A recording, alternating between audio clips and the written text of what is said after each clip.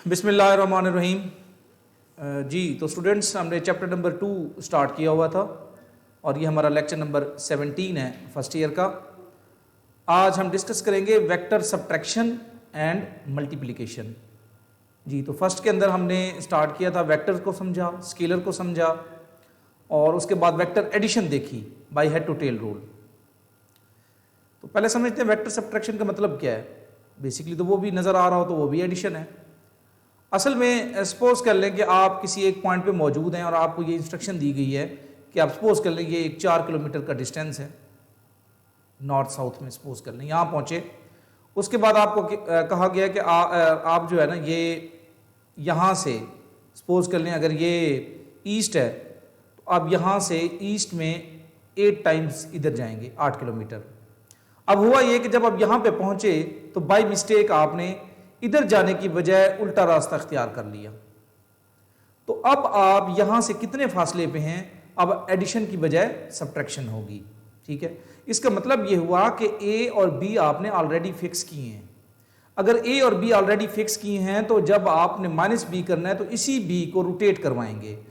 अब रोटेशन ऐसी हो कि आपका हेड टू टेल रूल भी फॉलो हो, और वो क्या है कि जब दूसरा वेक्टर अटैच होगा तो उसकी टेल फर्स्ट के हेड के साथ होनी चाहिए। तो इसलिए हमने इस बी को ऐसे घुमाया 180 डिग्री पे, जैसे ये है, यहाँ पे था, इसको घुमा के ऐसे ना ऐसे ले आए तो इसका एरो इधर आ गया। इसका मतलब है ये क्या बन गया, माइनस बी वेक्टर। लेंथ दोनों की सेम है। ठीक है, तो ये आप कह सकते हैं कि इसको हमने बी क्यों नहीं कहा, ये असल में बी ऑलरेडी डिफाइन था पिछले टॉपिक के अंदर, तो अब इसको हमने माइनस बी बना लिया। ए वेक्टर उसी तरह है एज इट इज, तो ये ए वेक्टर, ये बी था, इसका हमने क्या बना लिया, माइनस बी। अब इन दोनों को ऐड करें तो ये बन जाएगा ए वेक्टर माइनस बी वेक्टर। तो ये जो रेड कलर का वेक्टर है ये सब्ट्रैक्शन से हासिल हुआ है। तो बहुत आसान सी डेफिनेशन है सब्ट्रैक्शन ऑफ वेक्टर की। The subtraction of vector B from A means the addition of minus B to vector A. इसका मतलब ये हुआ कि अगर आपने रिजल्टेंट वेक्टर लेना है सब्ट्रैक्शन फॉर्म में, ये R equals to A minus B, red colour वाला, तो उसके लिए आपको क्या करना पड़ेगा, ए वेक्टर उसी तरह आपने उसमें बी नहीं बल्कि माइनस बी वेक्टर ऐड करना है।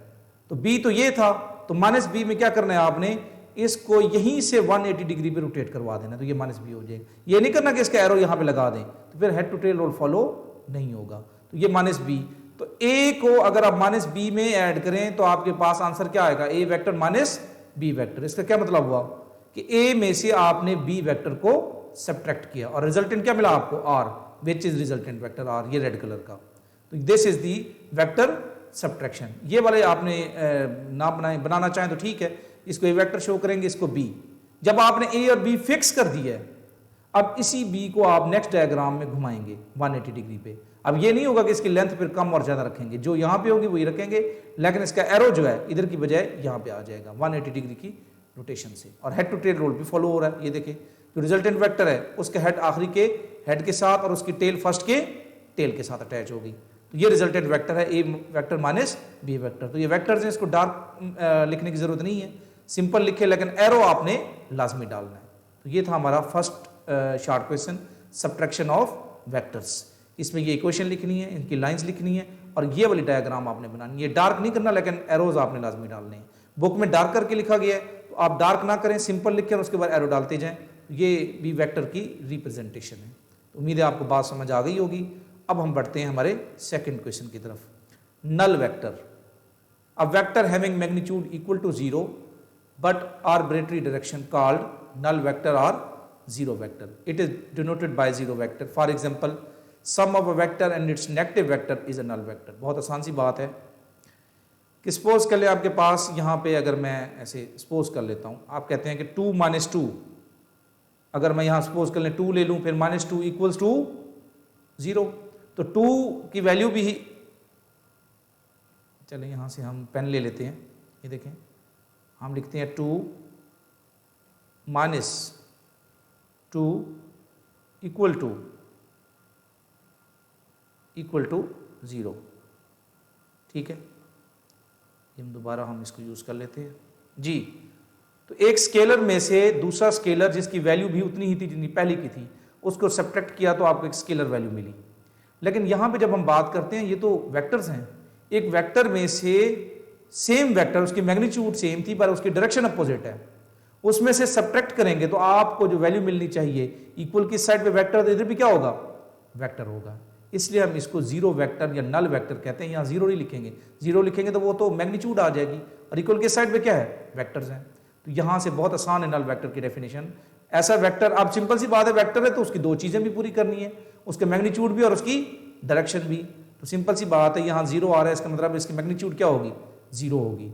और क्योंकि यह यहाँ मौजूद नहीं है तो इसकी कोई भी आर्बिट्री डायरेक्शन हो सकती है, इसलिए हम इसको क्या नाम देंगे, नल वेक्टर का और जीरो वेक्टर का। ठीक है, इसको कैसे हम लेते हैं, एक वेक्टर लें और उसी के अंदर उसका नेगेटिव वेक्टर ऐड कर दें, तो जो रिजल्टेंट आपको मिलेगा वो क्या मिलेगा, नल वेक्टर। So simple. ठीक है, एरोज का आपने ख्याल रखना ही, आपने लाजमी डालने हैं, ये वाली चीज़ बताने की जरूरत नहीं है। ठीक है, इसको जस्ट वैसे आप माइंड में रख लें, इसको आपने कहीं नहीं बताना, ये लाइंस बतानी है और उसके बाद ये वाली क्वेश्चन बतानी है। थर्ड शॉर्ट क्वेश्चन है, vector multiplied by a scalar number.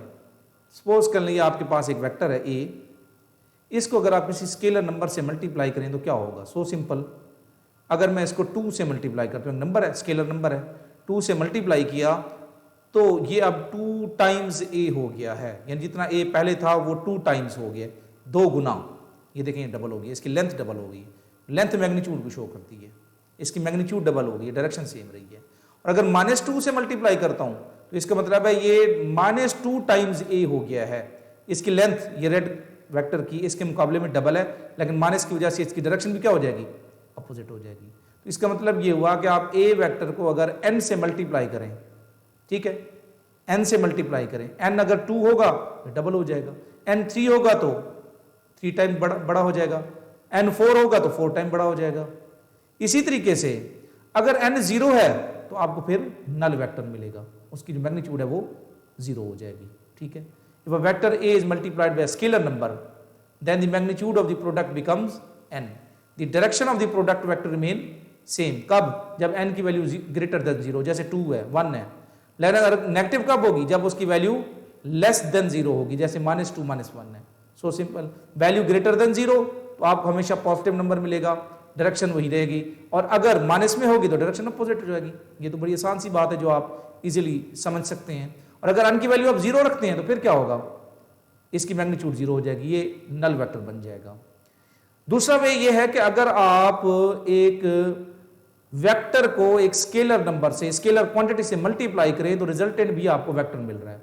ये कोई क्रॉस प्रोडक्ट या डॉट प्रोडक्ट नहीं है, सिंपल प्रोडक्ट है। सपोज कर लें आपके पास मैस की वैल्यू 2 है, 2 kg है, उसको v से मल्टीप्लाई करेंगे तो आपका मोमेंटम की वैल्यू उतनी बढ़ जाएगी। ये एक और वे है कि एक स्केलर को अगर आप वेक्टर से मल्टीप्लाई करते हैं तो रिजल्टेंट आपको क्या मिल रहा है, आपको रिजल्टेंट वेक्टर मिल रहा है। तो ये भी आपने बात याद रखनी है, स्केलर को वेक्टर से मल्टीप्लाई किया तो आपको क्या मिलेगा, vector quantity. Just like p momentum is a vector quantity, किस चीज पे डिपेंड कर रहा है, mass of the object and velocity of the object. ये वेक्टर क्वांटिटी है और ये स्केलर क्वांटिटी, इसकी सिंपल मल्टीप्लिकेशन है, यानी जितने टाइम मैस को इंक्रीज करते जाएंगे मोमेंटम की वैल्यू उतनी बढ़ती जाएगी। यानी v की वैल्यू 2 रखते हैं, m की वैल्यू 2 मल्टीप्लाइड बाय 2 p 4 हो गया, इसकी वैल्यू 4 करते हैं, 4 मल्टीप्लाइड बाय 2 इसकी वैल्यू 8 हो जाएगी।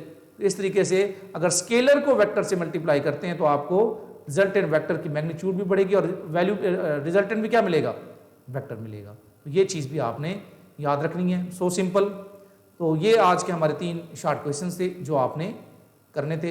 इंशाल्लाह नेक्स्ट लेक्चर के अंदर हम नेक्स्ट टॉपिक जो है उसको स्टार्ट करेंगे।